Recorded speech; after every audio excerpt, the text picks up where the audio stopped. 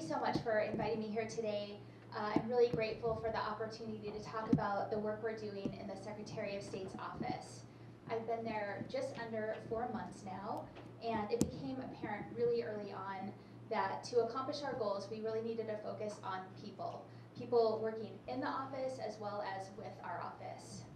And I've been so impressed by the many dedicated, talented people that are on staff with the Secretary of State's office who show up every day, do good work, and are committed to public service. They did this when things were rough and uncertain, and they've continued to do that since I've been there. Their hard work has ensured continuity in the services that we provide, including recording business partnerships, registering trade names, trademarks, and issuing certificates of registration, and registering telemarketers and veterans charitable organizations. Unfortunately, when I got to the office, morale was low and faith in the institution was slipping, but we are turning that around. Our job is really to empower folks that are working there to improve the office and the services that we provide to the public. We're encouraging new ideas and innovation and challenging the team to explore options for ongoing projects. That demonstration of trust is helping. As we say frequently around the office, it's a new day. And although this is more than just a motto for us, there is still a lot that needs to be done to improve from yesterday. We have reprioritized and are continuing to work on several IT updates. There are systems throughout the agency that need to be updated or replaced altogether. Election security is the top priority for us in this area, and I anticipate this will be ongoing throughout the term of my administration. Some of this work includes meeting with local and federal intelligence agencies regularly, implementing the recommendations from the security assessment that was done by our office in 2018, requiring all staff to undergo new security training, and also ensuring that we are sharing best practices and resources with the counties. Walking into this office midstream of a fiscal year, taking over from an administration that had different priorities, you can imagine we're having some shifting and sorting to do in terms of where we are with the budget and putting together timelines to be able to deliver on our goals. But we're working diligently to get there. Another commitment of our office is to government transparency and accountability. And perhaps where this is most notable is in our capacity as the filing office for campaign finance and expenditure reports made by lobbyists. We are looking at these systems to find ways to make them more efficient and intuitive and just work better. The Secretary of State's office also gets to work with agencies that are building programs to improve the quality of life for people throughout Arizona. The Arizona State Library, Archives, and Public Records and the Capitol Museum provide access to information about our government, our state, and our world, and we're developing a number of outreach-focused programs for many different communities. We're updating exhibits and adding a permanent exhibit honoring the historic contributions of women in Arizona. The Address Confidentiality Program provided by our office allows victims of domestic violence, sexual abuse, or stalking to keep their residential addresses confidential by giving them a substitute address. Today there are more than 1,000 people enrolled in this program, and they process thousands of pieces of mail each month. In addition to our motto of "It's a new day," we also have a mantra that we repeat often every time we come across a new challenge.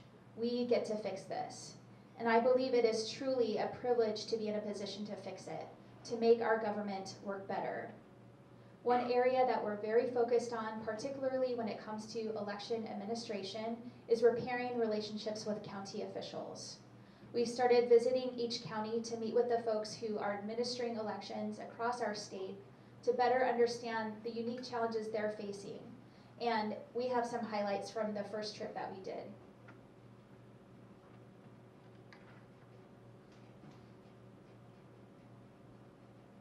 Oh, there's no sound. There's music, but. Oh, there we go.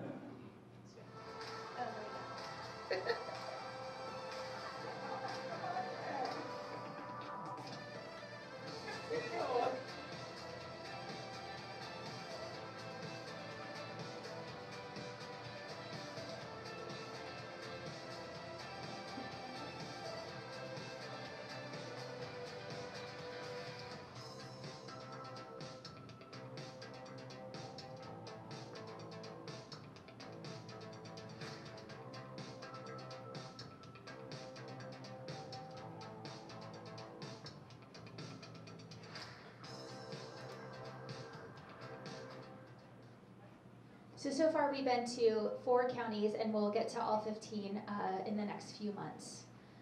We also know how frustrating it is for election officials in the counties that the Elections Procedures Manual has not been updated since 2014. And we're already in the process of getting this done. Without the update, county officials are working with an outdated toolbox. Our state elections director, Bo Duell, has an aggressive plan for correcting that, working with input from all counties to have the manual revised by early fall. It really does take a partnership between the Office of Secretary of State, the county elections officials, and the voters to make sure that elections are secure, transparent, and efficient.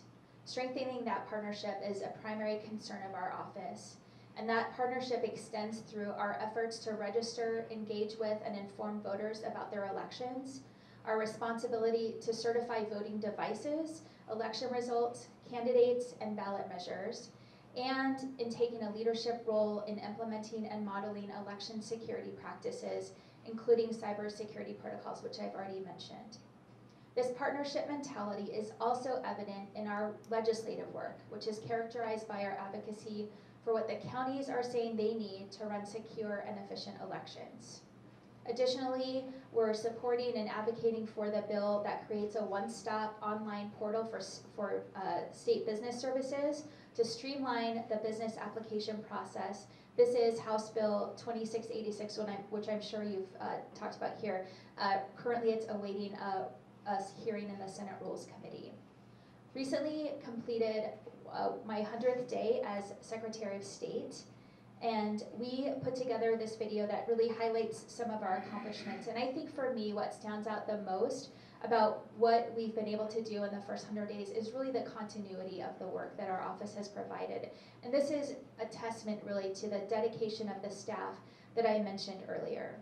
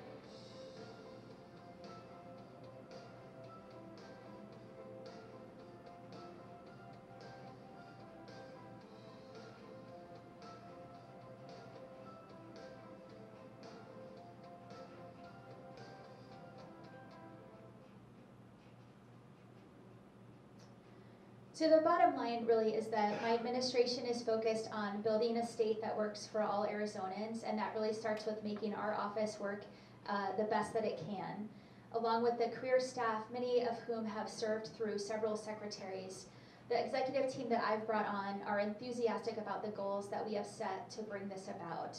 Again, I greatly appreciate the opportunity to be here and highlight the work that we're doing, and we're taking questions, right? Yeah, so welcome your questions. I moved here in 2012, so I'm kind of a newbie, but every single election has had some controversy involved with it. And we've heard, of course, from Secretary of State, county officials, recorders, and so forth. And I wonder, just who's in charge of what? Because it just seems like every single election cycle has got another problem of some kind, and every problem seems to be different. Yes. It's just like a rotating thing. Yeah, and I think that there is a lot of confusion for folks out there about who does what with elections. So our office, we certify all the voting equipment, and the tabulation equipment. We also provide that elections procedures manual that I talked about, and that's really key. It's really the guidelines that the county officials on the ground follow. It picks up where statute leaves off. So they're really operating with an outdated toolbook right now. Campaign laws election laws have changed significantly since 2014, and there's no new manual for them to work with.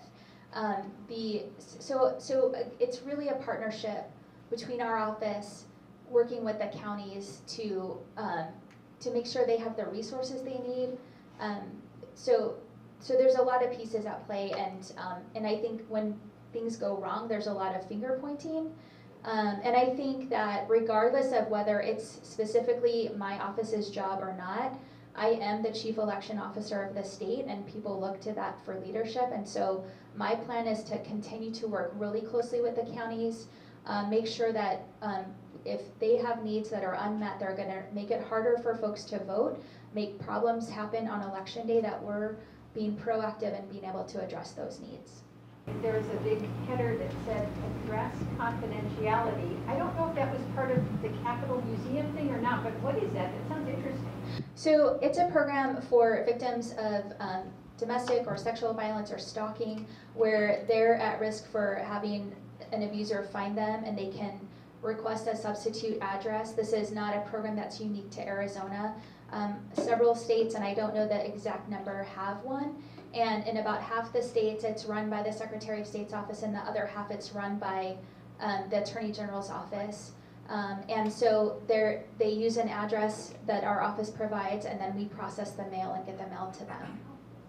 Assuming the Supreme Court permits the census question, do you have a plan for how to deal with that so we don't get a tremendous undercount here in Arizona? Our office has been in communication with the census officials, and I know that they have a really aggressive plan in place already, which we're a year out from the kickoff, to make sure that we don't have an undercount, because Arizona is a state that will be drastically affected by an undercount because we have high immigrant populations, and I think the whole issue of the citizenship question already has put a chilling effect on people's willingness to participate. And so we have to counter that with really aggressive outreach, and we're working closely with the census folks in terms of what our office can do, and it makes a lot of sense where we partner with libraries, and libraries are a critical piece in the census process because they're collecting a lot of the information online, and a lot of people don't have computers. So all those places where we can partner, we're going to do that to make sure that we are getting as accurate an account as possible, so that Arizona is not shorted in terms of federal resources. Okay, let me just jump in 1 second. We are going to have I'm part of the Chandler Census Committee. We are going to have a presentation, I believe, right, at our next public policy meeting. At our board meeting, we'll have a public policy meeting as well. And that is a big question that's come up, is how we're going to reach, especially in Chandler, we do have a lot of immigrant population.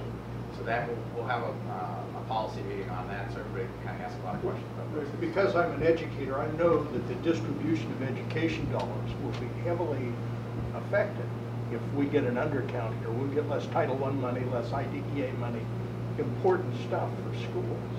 It affects everybody. And you'll see from the numbers when we do the get from the group, it's like about $3,000 per person if you miss it. So it's really important. Do you have any evidence or reason to believe that anyone in Arizona was hacked computer-wise in the 16 and 18 elections? Thank you so much for asking that question, because it gives me the opportunity to set the record straight. We know that there were many attempts to hack into Arizona's voting election systems, but we were never breached. And we are aggressively working to make sure that that remains the case. We have relationships with Department of Homeland Security, with the FBI, and election systems in our country have been named as a critical infrastructure, whatever that is, so it's high on the priority list to provide resources. And DHS has a menu of services that are available to address election security that county elections officials and state elections officials can take advantage of for free. And we are making sure that our folks have those resources, and we're in constant communication with them. We're doing a lot in our office to increase training and build a culture of security. because those are some of the biggest risks is your staff clicking on phishing emails and things like that. So we're working to make sure that we're preventing all of those things. And then we have some federal HAVA, the Help America Vote Act dollars that we can get to the counties also for election security. Yeah. You referred to in your slide withdrawing from the cross-check program. Can you explain what the cross-check program was and why we had to withdraw from it? Yes. So so there's a Secretary of State, former Secretary of State in Kansas, Chris Kobach, and he's a somewhat controversial figure. And he was named as the head of Trump's voter fraud commission, which is now defunct because they wanted data that was illegal to give them. And so he created this cross-check program several years back, and a lot of states were participating. And the idea, which is a very valid and important idea, was to make sure folks weren't registered and voting in more than one state. The problem with the program, and there's a lot of evidence documenting this, is that it really overly purged people off rolls, voter rolls, and it really affected minority communities more than anyone else. So we have not been actively participating in crosscheck for a while, but we officially withdrew. And the thing that's good about that for Arizona voters is that we know that our data now that we have submitted previously is, not being utilized anymore. So there's an alternative, and it's called ERIC, and please don't ask me what ERIC stands for because I totally can't remember at the moment. But and ERIC has the same objective in terms of making sure that folks aren't voting across state lines. But the states that are members of ERIC have control over ERIC. It's not in the hands of one Secretary of State with an ideological agenda, but it's controlled by all the member states. And there's member states across the board. It's really nonpartisan, and has the same objective in terms of that, making sure folks aren't voting in two states, as well as some other things. There are some things we have to do as members of ERIC where we are reaching out to eligible but unregistered voters to get those folks registered, and helping to clean up our voter rolls. So we do participate in ERIC, so we're not just leaving folks out there. Go ahead and Arizona has a problem with that because we have so many winter visitors and people that might be registered in two states. And in fact, of the handful of voter fraud cases that have actually been prosecuted in Arizona in the last 10 years, there's been like 22. All of those were folks that were voting in two states, but we caught them, so the systems are working. Thank you so much.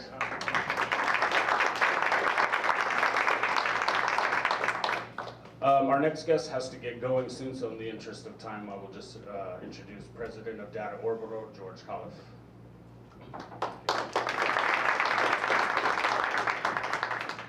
You guys, is this on? Can you hear me okay?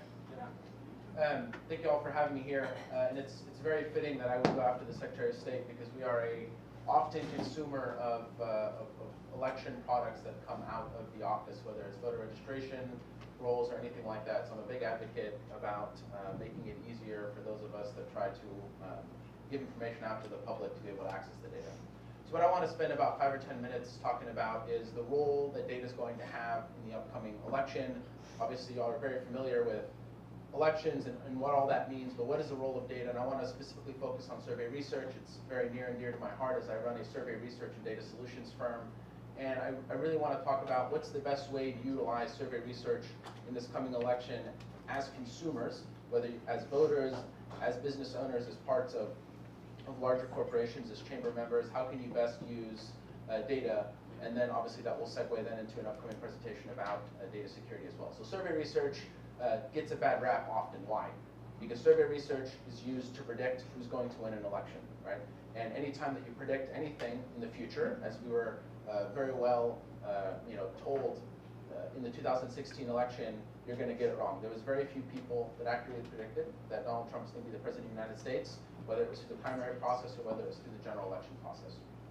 And I want to really spend the bulk of my time talking about that point because from there, people concluded that survey research was all of a sudden not accurate anymore, right? So that there was no way to poll people, and that if you saw a poll polls were either being used to suppress people from voting because a poll would come out the day before election day showing X person was going to win, or obviously we're all very familiar with exit polling, right? So exit polling, which is very different than the types of polling that the vast majority of pollsters work on, try to predict on election day who's going to win. And so they had started releasing exit polling, let's say in Florida on the East Coast, and then that would then suppress the vote in Colorado and Nevada because, you know, we all know that if a certain person wins Florida, that would have the effect on the entire country from a presidential election perspective.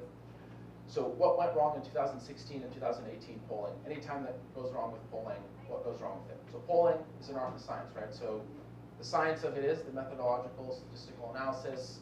The vast majority of pollsters that you're going to see as a public is going to be doing that well, right? Very few people can get away with it for very long if they're doing just an inaccurate poll.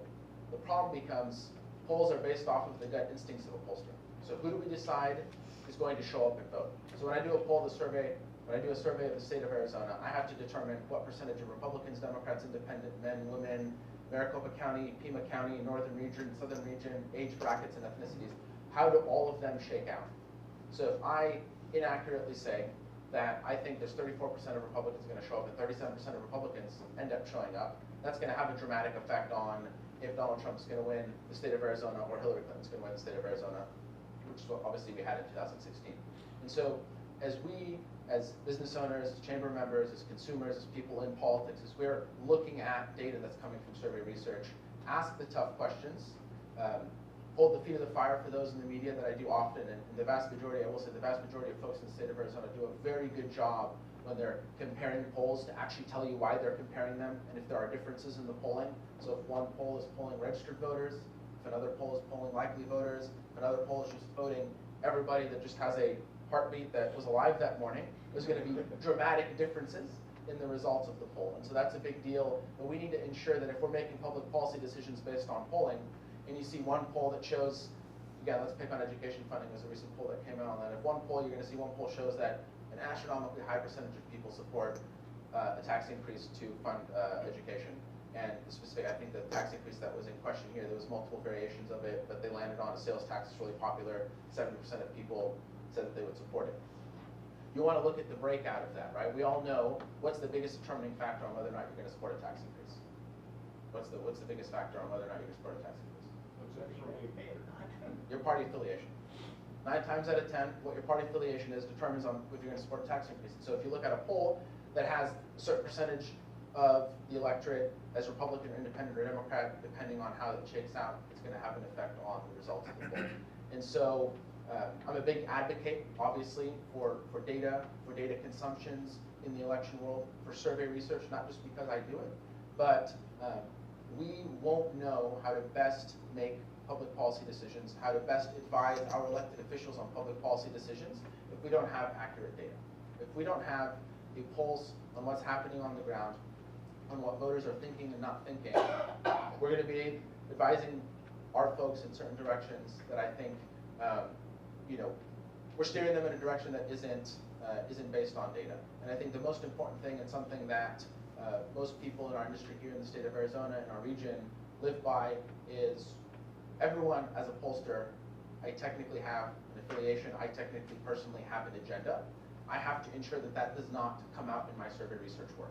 Because my numbers are no good if someone looks at it and says, that's the guy that used to be the former political director of the Arizona Republican Party, which is on my bio, right? So all of my polling comes out that way, and all of my polling says a certain thing, and that's how people view me. I'm doing a disservice for my clients. And so when our firm came out with a poll that showed that Kirsten Sinema, the current U.S. Senator, was going to win by 6%, my friends, my friends at the Arizona GOP were not too happy with me, but the numbers were what the numbers were. And so I just wanted to really focus on that, the role of survey research in public policy and in data. Moving forward into 2020, I really think data is going to be more critical than ever. With President Trump at the top of the ticket, that's going to have a massive impact, particularly in a city and in a region like Chandler, Tempe, and this entire area. Why? The voters that are seeing the most, that we're seeing the most movement from nationally, are voters that reside in the city of Chandler. They are suburban voters that tend to be slightly more affluent than average, tend to be slightly more educated than average. They're the ones that are making wild electoral decisions, and they are what we call split ticketing their vote. And so it's going to be critical to have data in a region like this to better understand, not that you have to predict what happens in the election, but to better understand the direction that the nation is going, the direction that the state's going, so that again, as a Chamber of Commerce and as chamber members, you all are the best positioned to be able to react depending on the outcomes of an election. And so the role of data is going to be very prevalent. I have seen, since I started my career, I've seen every year double-digit percentage rises in the budgets that campaigns and organizations and nonprofits and chambers are spending on data, which obviously I'm not going to complain about as a data firm. I've also seen an increase on the use of survey research, obviously, but again, as I mentioned, survey research is only as good as the arms that it's in or the hands that it's in. And so if you take data and you interpret it a certain way and you don't have the gut read on what's happening on the ground, again, we can make data say anything technically if we wanted to. But the role of data is playing a big deal. The role of data analytics is playing a big deal. And again, I can't underscore enough, the Secretary of State in the work that was started by, I know many of you know the name Garrett Archer, who was the sort of labeled the data guru in the state of Arizona, who was at the Secretary of State's office and has recently left, and whoever ends up replacing him, the role that the Secretary of State plays in providing publicly available data in terms of who's voting, how our early votes are coming in, the dashboards that have been implemented, they are absolutely a resource for us as, again, as consumers of this data, because we have to make public policy decisions, or just as everyday Arizonans and Americans. The more data that we have, obviously finding the fine line between data privacy and releasing that data, the better that I think we're informed. And we just have to find that fine line, though, right? If we go in any one direction from a data data release perspective, we're going to be in trouble. But I'm a big believer, obviously, in the power of data, the role that data is going to play in the election.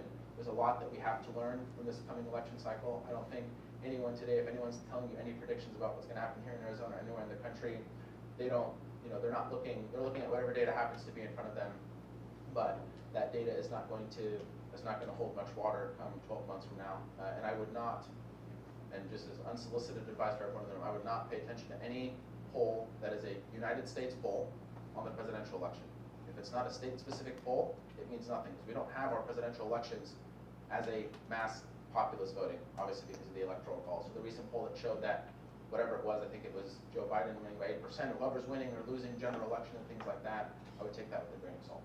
Because again, that's just not how our presidential elections work, and that is by far the most difficult race to poll anywhere in the world. It is nearly impossible to poll that well because of the dynamics of every state and how they play in the electoral college. Any questions that I can answer about data and the role of elections, anything like that? Yeah, while you were talking, you touched on this at the beginning, but the technique of polling, sometimes, and you can probably comment this, you kind of, it's always important about who you ask and how you ask as what you ask. The example would be, say, media polls, which are the same policy question. Fox News poll could ask this and get an answer, and the CNN poll could ask this and get a very different answer. You would assume there's bias in there, but can you talk a little bit about the technique about how to really get an accurate answer? Of course. So, as I said, methodologically, live surveys are going to be better than online surveys, and are going to be better than automated surveys, right? So we can sort of leave that on the table. And we also know surveys that reach out to cell phones on an equal percentage as they reach out to landlines is the only way to go, because the vast majority of American households no longer have landlines. And as the populace gets younger, and the populace, especially in Arizona, has a greater percentage of Hispanic voters, they are the two subgroups that are the least likely to have landline telephones. And so again, you're going to have an inaccurate survey. To comment on your question specifically, how we phrase the question, in addition to obviously all the methodology of who's going to show up, is the absolute most important thing in terms of who skews results. For example, the way that you talk about a tax and leading words before the word tax and after the word tax and who the tax is going to, if you call it children, if you call it education, if you call it K through 12, if you call it for family, I mean, we can use all kinds of words, will dramatically. I mean, I've seen 20, 30 percentage swings on results, especially on, again, a question like tax. I know it's front of mind for many people in terms of how you're talking about it. So it's all about how we ask. And there's some surveys that ask a bunch of leading questions, right? So we want to see, who's going to win the U.S. Senate race. We give all the worst things in the world about McSally before the question, or about Mark Kelly before the question. Then you ask, who's going to win? We've tainted the survey, right? That's no longer a statistically representative sample, and even if it is, that's no longer an accurate, unbiased sample. So you have to ask that question on the front end. So where you place questions, how you phrase the questions, the words that you use in the questions, and again, pollsters are not forced to release that. And that's my biggest problem, right? You see a news article, and it says a number, and of course, my first instinct is, all right, who produced this, where, what, how? They're not forced to produce that. You know, no one forces us. You know, if you voluntarily sign up with our association, which we have and 100 other people have across the nation, we force ourselves, self-force ourselves to release all that information, but most pollsters don't. And so, you know, that's the problem, and it's very easy, obviously, to get into the polling world if you have enough resources and, you know, you hire a call center and you do that, but a lot has to do with how you phrase the question, what words that you use. Yes? Do you use social media, things like Facebook? We're experimenting with it because I know that when you ask me this question in 20 years, the answer is going to be yes. Most of our polling is going to be online. Today, I still believe, and I'm a firm believer, that live dial surveys are the most accurate form of survey work, but we have to start experimenting with online surveys. There are a lot of international reputable firms that are using online, what they call survey samples. Ipsos, Reuters, Gallup, and others, Pew, have started using online surveys. They are very expensive to conduct currently, which is why those 5 or 6 firms are the ones doing them. And so we need to use them now. Surveys that you see if you log on to the Arizona Capitol Times, and most of them have a disclaimer, it says, what do you support? That is not an online survey, right? Like that in no way, and I even hate sometimes, again, folks in the media have been known to put that out there, and then they say it's not statistical, but then someone screenshots it and then uses it. That is not a survey. But there are ways to put people into a sample online and then lead them to another web page and actually have them do a full-blown, you know, what amounts to, let's say if you go to a bank and then after fact they ask you about your how did you feel about XYZ? That is being used in politics, but very rare, because right now, because of data privacy concerns, we cannot get personally identifying information if you take an online survey. That's a problem for us, because then we can't verify that you are who you say you are, and then how can we verify that we then have a representative sample? Yes. Just real quick, now that we have the data, the clean data, the better data, Yes. how do we get that information out to the voters? Because the promotion is definitely the skewed data that goes out that gets the money for the funding to get it out to the public. So how do you plan on reaching more of the public with clean data? So a couple things. Anytime you see a number, obviously verify who it's from, and there are people like 538, I don't know how many of you are familiar with that website, but 538, Nate Silver's blog, does a lot of stuff in sports, but does a lot of stuff in public policy. They have a rating system for pollsters, and they have a rating system for people that put out data. And so that's a good resource to be able to see if someone has an F rating or a D rating, you're probably not going to want to take their stuff into account. Specifically here in the state of Arizona, there's a very concerted effort on all sides of the political spectrum to just make data publicly available. And so our firm, like others, the Secretary of State and other people, have dashboards that we put out publicly to show who's voting early, how does that compare to previous years, things like that. We're working with folks in the media, the Arizona Capitol Times, the Arizona Mirror, and others like them are also very interested in just putting data out. I think at the end of the day, when so much is in the air and so much is being questioned by everyone has a vested interest to have a little bit of skin in the game and have a little bit of trust, again, no matter where you are on the spectrum, because if nothing is trusted anymore, that's a harm to all of us, because we're not going to be able to put that out there. And so a lot of that is working together with the different people, so the Secretary of State, the county reporters that supply it, the media that puts it out, and those of us that produce it, wherever we are politically, we have to work together to hold ourselves up to higher standards, and we've done a really, really good job in Arizona over the last 2-3 years. All of our pollsters here that release polling almost exclusively release everything and make everything available. And because people stood up and said, this is what we're going to do, and then everyone had to follow suit, because that's the name of the game. Thank you, George. Appreciate it. Our next guest is Dr. Milton Maddox. He serves as the Chief Operating Officer for CipherLoc Corporation. He's an experienced senior technology executive with an extensive background in software engineering, application development, IT infrastructure, and offshore research and development team management. Dr. Maddox's professional experience has included companies such as Cigna. He holds a doctorate in organizational and leadership from the University of San Francisco, an MBA from the City University of Seattle, and a Bachelor's of Science in Electronic Engineering from DeVry University. And his accomplishments include the Global Leadership Certificate Program through the Thunderbird School of Global Management. Please welcome Dr. Milton Maddox. Thank you. Can you hear me out there? Okay, perfect. I'm going to take a different approach with my talk. I'm going to come at it from a different angle. We've been talking mostly about the Secretary of State, about what's been done to help protect the election process, especially as it relates to cybersecurity. And then George talked about data and doing predictive analytics and things like that. I'm going to come at it from looking at how do we get here today? Why do we need to protect this data? What exactly is cybersecurity?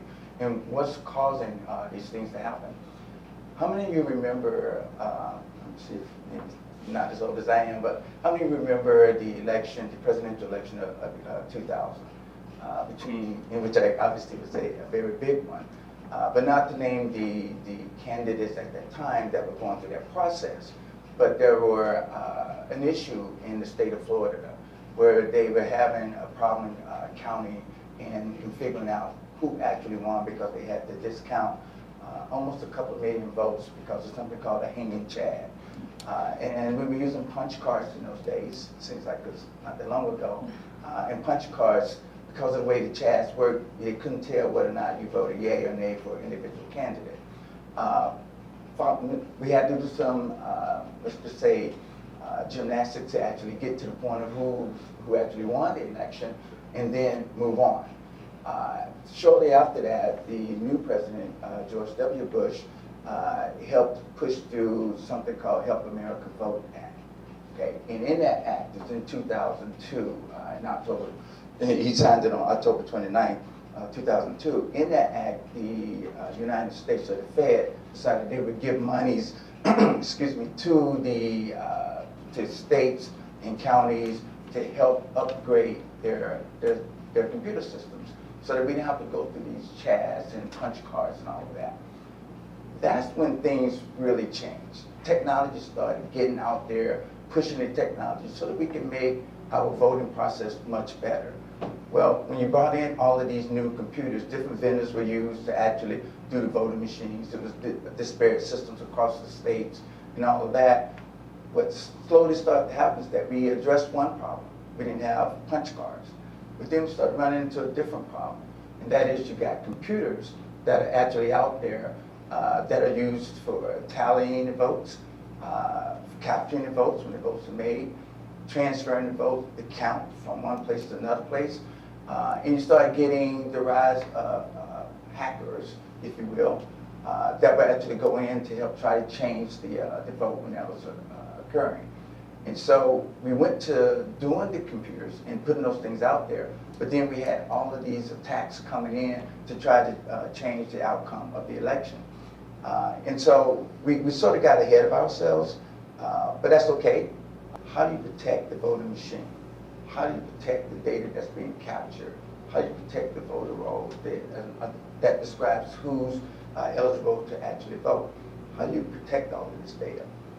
And so going forward, after the Help America Vote Act got pushed through and many of the systems were updated, let's fast forward to 2016 in the presidential election there. Now we got a whole different ballgame. Now you got these systems that are out there that are somewhat better protected, but then we had an external force coming into play. You have something called social media that had become extremely prevalent by 2016. And now you have nation states coming in to try to impact or influence our elections by doing things on social media, by creating basically fake accounts. They're called bots, BOT, which is sort of a hacking off the robot piece and just saying bots that go out there and automatically start saying that they support this person, they support that person, they support this initiative, they support this bill, they don't support this bill, and all of these things get out there and people will pull in this information, as George was talking about, and getting many times inaccurate information. And the goal of that was to basically thwart our process on how we go about electing officials and making sure that we can actually keep doing the things that make us who we are here in America. So you had that external attack coming in addition to the process of actually how do you vote in the machines that you use to do the voting. Okay, coming forward in 2018, we talked about, the Secretary of State mentioned that, there were a lot of attempts to actually try to hack the system, but no systems were hacked here in Arizona. Although Arizona was targeted as one of the places that they want to do. just from speaking as a person who's been doing computers and designs and operating systems and all of that for the last 36 years, I'm almost afraid to say, that was a warm-up. 2018 was a warm-up. Okay. The goal was not to really try to hack the system. The goal was to try to figure out what has been done to improve since 2016. And then they being hackers, can actually plan for 2020.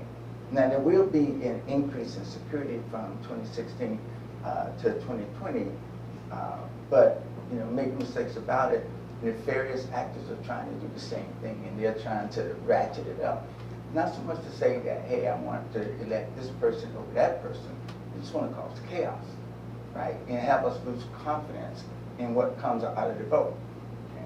So the good news, okay, and there is a lot of good news, by the way. So the computer systems and things like that that are used in the voting process have been drastically improved. They really have been. The Secretary of State mentioned that there's a certification process that all the voting machines are certified. That wasn't happening some 3, 4, 5 years ago. And that certification process says that this machine has been tested. It has the latest software. It has all the security patches that they need. And that machine is disconnected, what's called air gapped, from the internet, so that you can't come in and do things to the machine to negatively impact the vote when the actual tally is occurring. That process has been improved dramatically.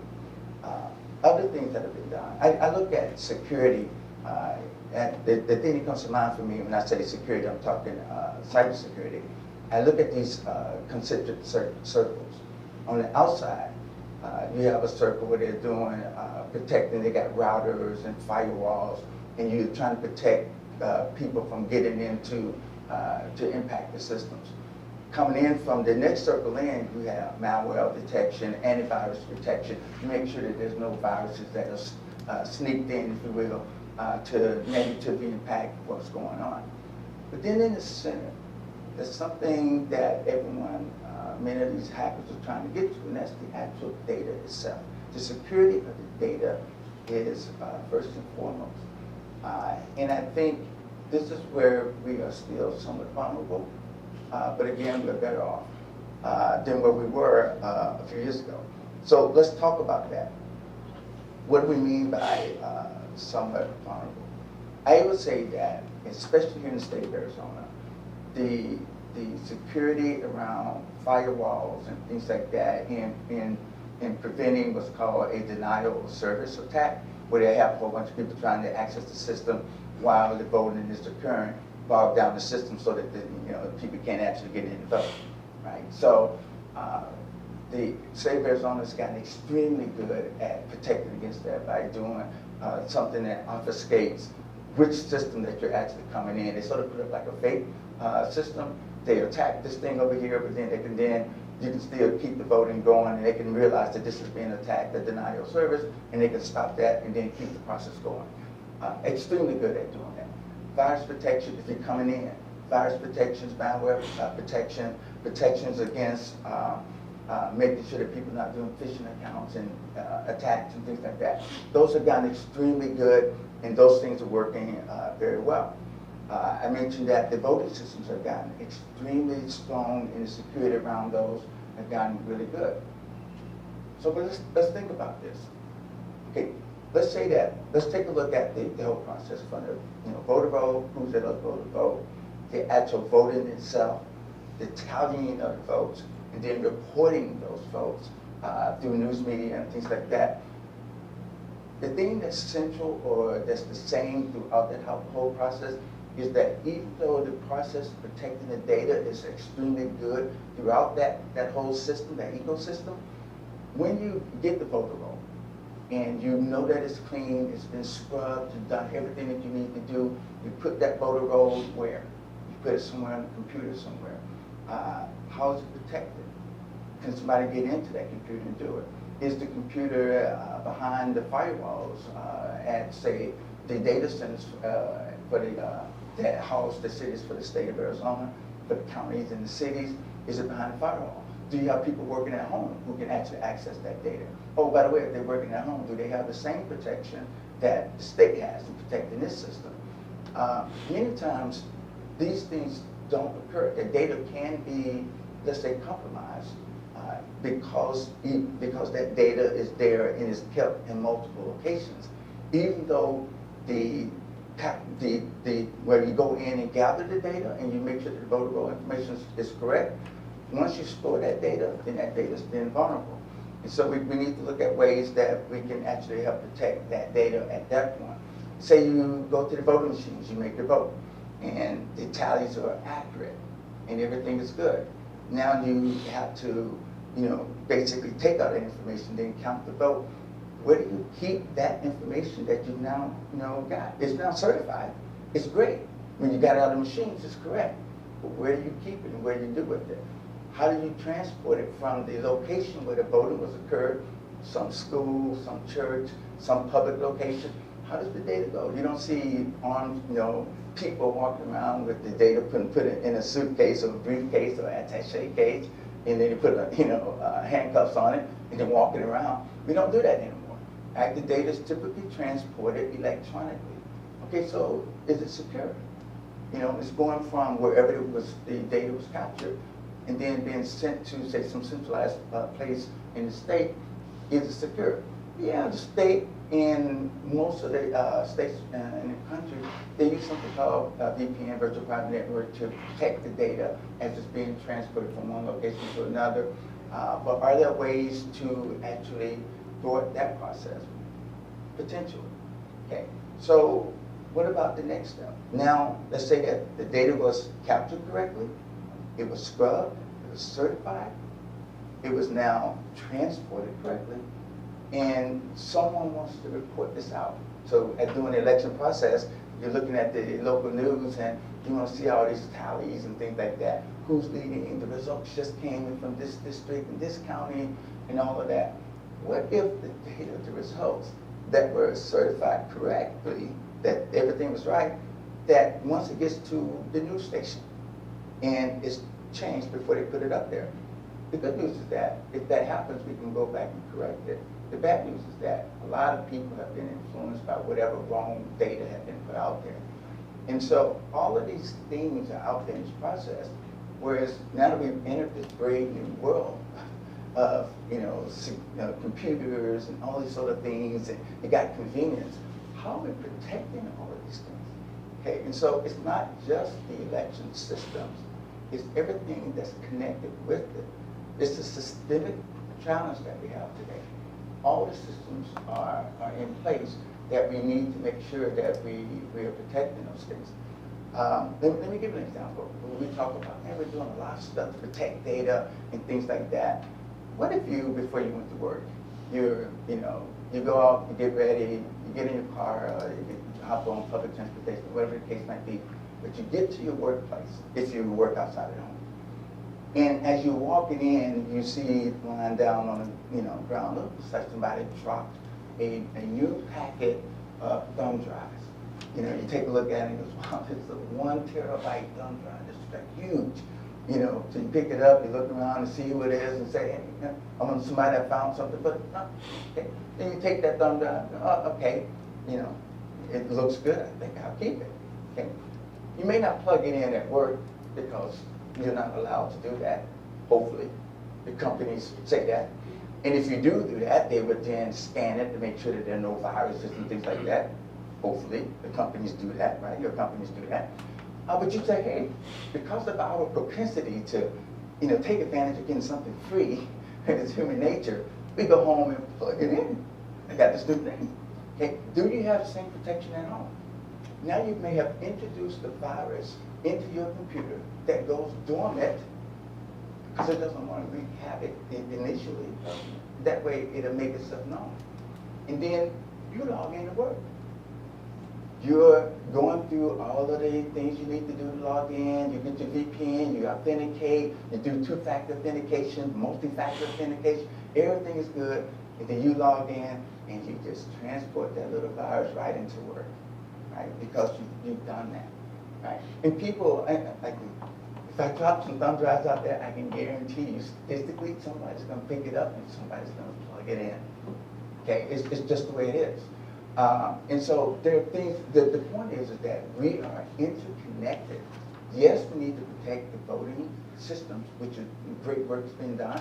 Yes, we need to protect where those systems are housed. There's some great work that's been done there. Yes, we need to make sure that there's no denial of service attack to thwart the process while the vote is occurring. Some great work is happening there. But what about all the other systems? What about the times, with all the data that we have in between the election process, between the midterms and the major elections and things like that? What are we doing there? I don't know if you noticed, but we ramp up to get more cybersecurity during the election process, and then after the elections, we sort of ramp down. Okay, if I'm a hacker, that's the perfect opportunity for me to come in and do what I need to do. And then whatever I put in there, it goes dormant until it needs to be done again. So what does this all mean? Okay. At the end of the day, again, going back to my circles, you got the firewalls, you got the malware, antiviruses, and all of that. And then you have the crown jewels in the middle. The middle is the data. You need to protect the data. The best way to do that today is by encrypting the data. However, the encryption process, the National Institute of Standards and Technology recommends that you use something called the Advanced Encryption Standard AES 256. What that means is that there's an encryption, you take your data and you morph it into something that doesn't look like it used to look, and it's using permutations and things like that, so it's actually quite good. And then they lock it with this big key. Right? This key has something, the 256 being 256 bits. It's a little technical, but all that means is that the actual key itself, in order for you to brute force that key, you would have to go through a lot of, let's say permutations and calculations to try to figure out what that key is. And it would take longer than the age of the universe using traditional or conventional computers to try to brute force a key that size. And so people say AES, this Advanced Encryption Standard, it's very secure. Most of our systems that use to encrypt data, to do VPNs, to do all of that, use AES 256 or some variant thereof. AES has been around, and it is, by the way, extremely good. The permutation, the mathematics behind it is very good. AES has been around some 20 plus years. Okay. The good news is that it stood the test of time. The challenging news, I'm not going to say the bad news, is that it's been around for 20 plus years, and it's an open standard. There are actually hacks on the dark web that says, I don't need to go through and figure out what the key is. I know where the key is kept. I just know. So you lock your door, if I may use an analogy, you lock your door, you put like 100 locks on the front door, and everything is fantastic. And then you go in and you sleep and the family's safe. And then the nefarious person comes in and goes, the key is under the mat. And so I'm just going to unlock the door and come in, right? That typically happens today, right? And so, or you lock the front door, you do very well out there, but the window is open, or back door is open, or something like that. There's some way to get in. That's the analogy of where we are today with encryption. But I'd rather you use encryption than not use it, because it takes a very sophisticated individual to still do that hack and figure out what those things are. If we're going to do anything, let's slow them down and make it much more difficult for them. There are better ways to encrypt this data and make the standard stronger. I'll leave that for a different day, because that's what we do at my company. But there are ways to make it much stronger. But at a bare minimum, start off by encrypting the data, making sure that the states are encrypting the data. And the data that's at rest, meaning after the election, I got my voter roll information, I got all this stuff that people kept. Many times we just keep it in Excel files or whatever. Sometimes it's in a database. It's so different when you go from county to county, state to state. It's just extremely different. There's no rule that says that you must keep it this way or that way. And there are best practices to help protect your data. But we could do what we deem necessary here in this city, here in this county, here in this state. We can do what we want to do. There's some high-level rules, but if no one says you should do this to make sure that your data stays protected. But at least let's make sure that everything is encrypted when it's sitting there on a drive, on a server somewhere. When it's transported electronically, it's encrypted. When it goes to that news station, it's encrypted, right? So that when they get ready to display the information and the results, they decrypt it and then they display the information. One of the best defenses today is to make sure that the data itself is protected. We're assuming that all the other systems are protected. We've done everything that we needed to do. What the secretary talked about was, that's done. What George talked about, that's all good. Now we got all this stuff, everything is certified, everything. Let's just make sure that the data is protected, sitting here at rest, and then data that's being transported the whole time. Not just during the election cycle, but the whole time. And always look for viruses and things like that, especially ones that are laying dormant. And whatever you do, don't pick up a thumb drive and place it in your computer because that's typically not a good thing for you. And please run antiviruses and things like that on whatever computer you have, whether that's a Windows computer, a Mac, whatever, on the Apple side, please run antiviruses and things like that because every day someone is generating a new way to attack. Not just people here in the country trying to figure out how I can get into your data. Nation states are doing this, okay? And so the things that you buy, the election system, by the way, we are getting better, right? But man, just make sure we don't take our eye off of everything else. The infrastructure, the grids, and all of that, they're all done computer these days. And so let's hope that we're not doing a bait and switch and getting everybody all hyped up about the elections and let's go attack something else, right? But let's protect that data, start off with the encryption, and with that, open it up for questions. Any questions? Whether these are places like recorder's offices or they're polling places or they're, I don't know what, but you're saying that there are places that drop their security and encryption after an election is over? They no longer encrypt? No. Or how does that? Okay, so it's Karen, right? Karen, yeah. Yeah, Karen's asking, are there places that drop their security after the election cycle? They don't drop it.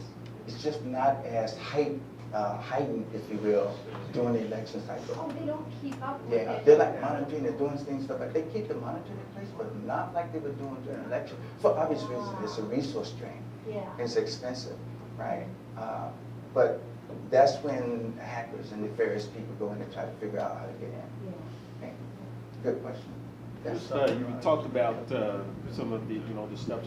What about the internal threats like the data integrity across, right? So obviously I happen to be in business as well, but when it comes to that data integrity, what are the steps that can be done for the integrity part? Each one of those verticals that you described. Okay, so the question is about, what about data integrity, the internal?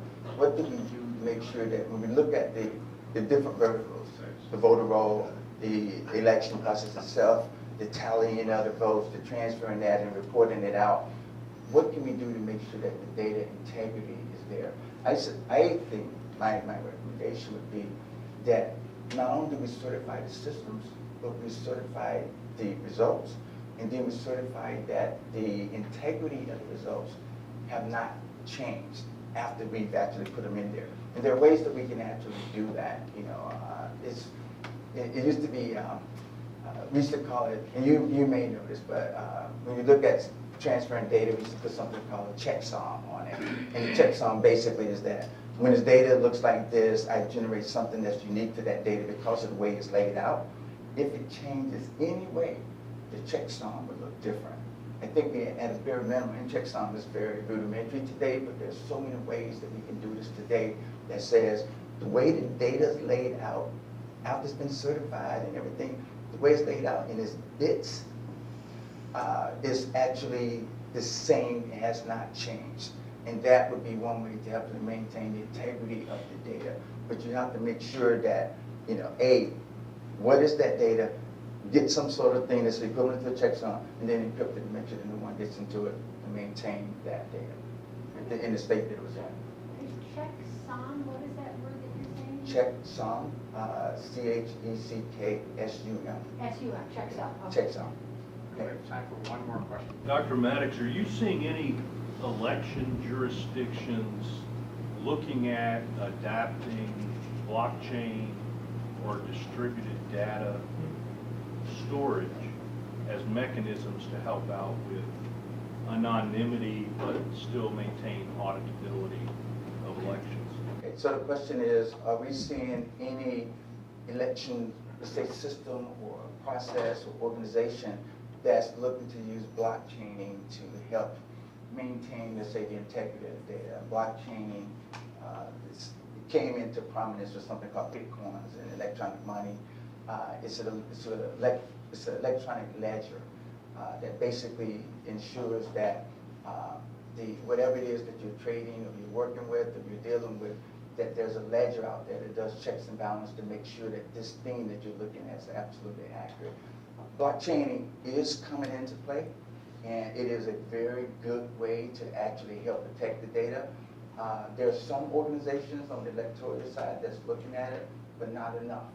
I think we need to expedite what we do from a blockchain perspective, because it's a very good way to not only protect, electronic, money, as an example, but to protect almost anything. We need to make sure that that information is secure.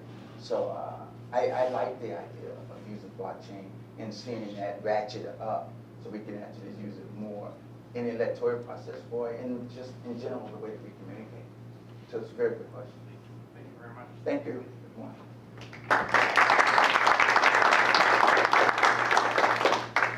Councilman. Well, I'll start off by just telling you, and I think at our last public policy meeting, I did mention that my email was hacked on a sister cities trip I made to China. It got to be more exciting than I would have liked. I'm now very familiar with Maricopa County cybersecurity folks, and you can rest assured they are really, really good people. They've got some former CIA folks there, really some sharp folks there. But the minute that they realized that my email had been hacked, they contacted the federal government to find out what they could about this particular virus. And they found that it was the first time it had been used. So the next step was come in and bring your phone. We need to talk with you. And so I went in, and basically they told me that because they caught it when they did, that there was no real issue, that all I needed to do was change all my passwords. Because I had an Apple iPhone, they said I didn't need to do a factory reset, that the phone was secure.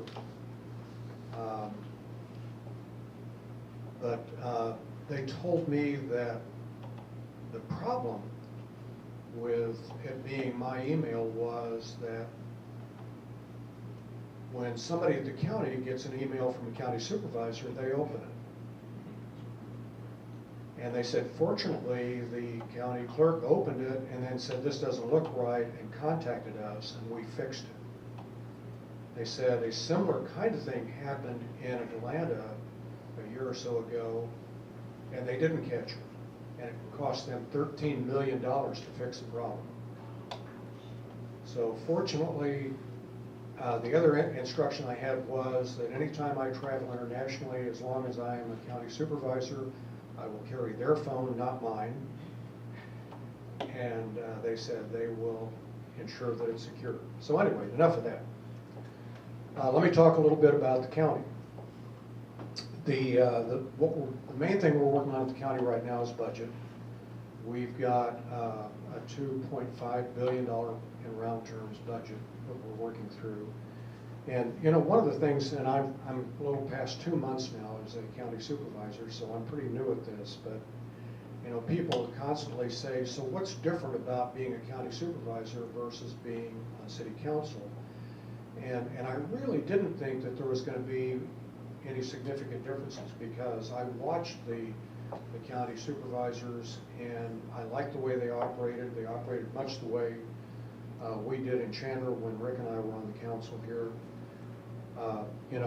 when there are disagreements, once they reached a decision, they were all on the same page. You know, they didn't go out and criticize one another in public. It became a county process. So I thought that was pretty encouraging. What I have found out now as we're working through the budget is that the big difference between the county and the city is that the county supervisors are responsible for the entire budget, but there are a whole lot of people spending the money that we have no authority over and we're not responsible for. The elected folks, people like the sheriff, like the county recorder, like the treasurer, all those people are independent from us, even though we have to approve their budget.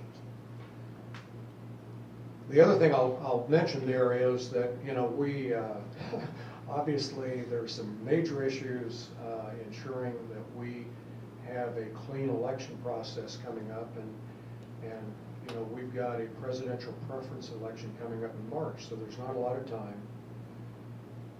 And the problems that we're running into right now is who has what authority between the county recorder and the board of supervisors.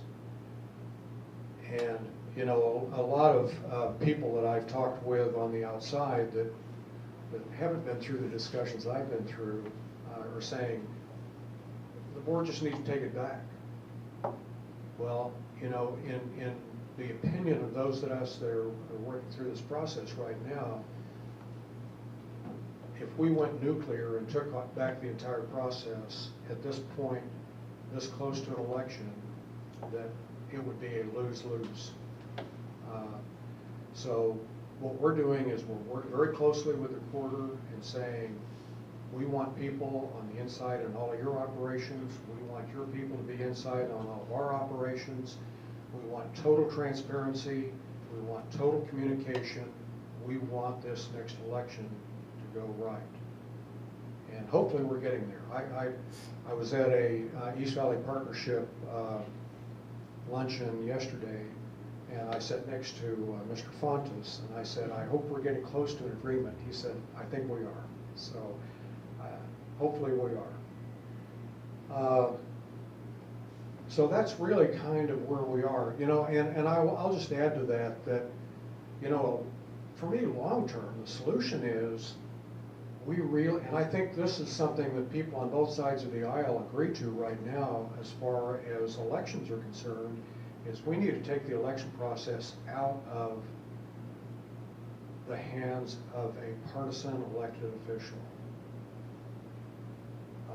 You know, cities, the person that handles the elections, city clerk, nonpartisan job, don't have to answer to either party. Their job is to answer to the citizens and say, we're running a clean election and there are no problems.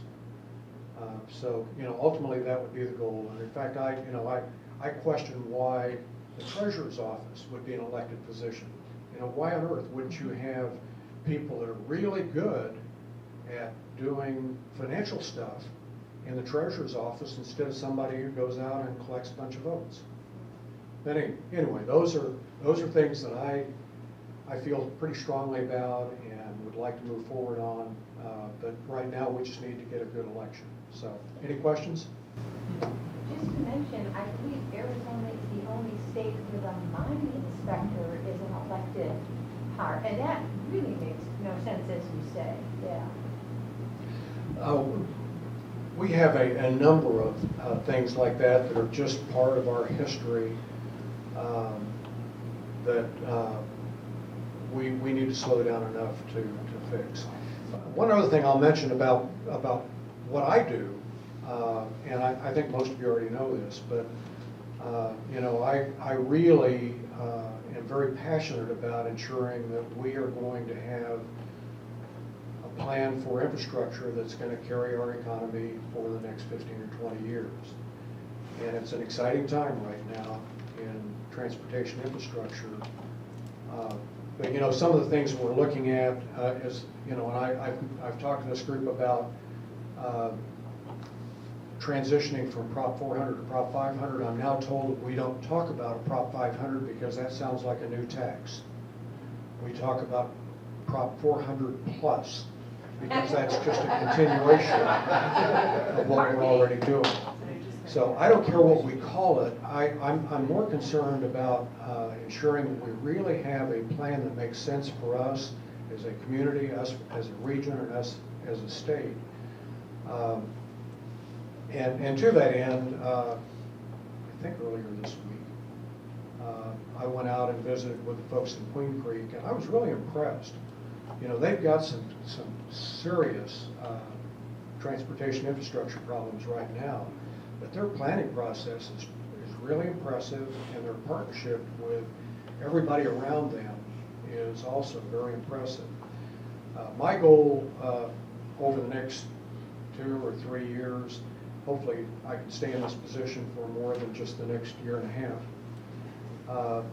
But my goal for the next 2 or 3 years is to get around to all the communities and talk to the people that matter about what our plan needs to look like. So that's what I'm going to be working on. And I hope to be the most visible county supervisor anybody's ever seen. A couple of quick things. We do talk about transportation. Jack has been a big proponent of having good transportation. We sent a note from the chamber a couple days ago. The 202 over the next 2 weekends, I think it's not this weekend, but starting next weekend, is going to be closed. So heads up for that, but it's also to repave what is a crumbling infrastructure. So don't start screaming in about a week that it's closed for a weekend, because it'll be short-term pain so we can actually drive on our roads. It's 2 weekends in a row, so just as a heads up. You notice there's no city council members here today. They're over doing a budget briefing all day today. Lucky them, Jack and I remember those sitting there. Just a quick couple things. We have our How We Stand document that we're working on. If you want to be involved with that, you can get with Brian. There's a whole list of different days that people can go. It's on the back of your deal there. So please, if you can help us sign up for that. We are really a very active policy group as the chamber here. Just a couple quick other things. We had a groundbreaking last night for Legacy. It's a company that's moving into Chandler. They do laser stuff, but part of the autonomous vehicles. Waymo continues to grow in our city. And that's about it for right now. So, we do have coming up, we have a couple things coming up. It's on your tables. Wednesday, May 1st is a sports and tourism. And then on May 29th, we have some of our federal officials. Senator McSally is going to be here, actually at Chandler Gilbert Community College is where we're going to have it. Congressman Stanton, Congressman Biggs, and we're still working on Senator Sinema to get her to come as well and stuff. So with that, I will adjourn the meeting. Thanks, everybody.